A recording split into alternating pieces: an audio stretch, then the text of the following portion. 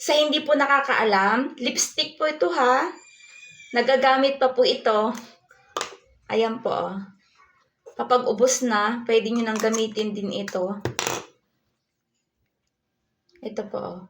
Pwede pong gamitan ng cotton buds. Ayan. Natatanggal po ito. Pwede pa pong gamitin kahit isang buwan pa to, sayang. Yan. Lahat kasi ng yung ibang lipstick na may mga ganito design, nagagamit po ito, hindi ito parang nilagay lang dyan para pampaganda. Ayan. Natatanggal po yan.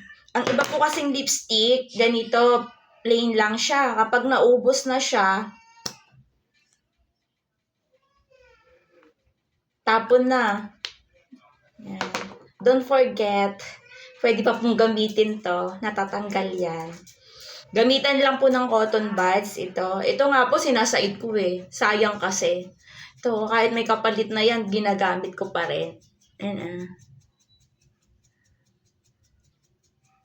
Cotton buds ang ginagamit ko.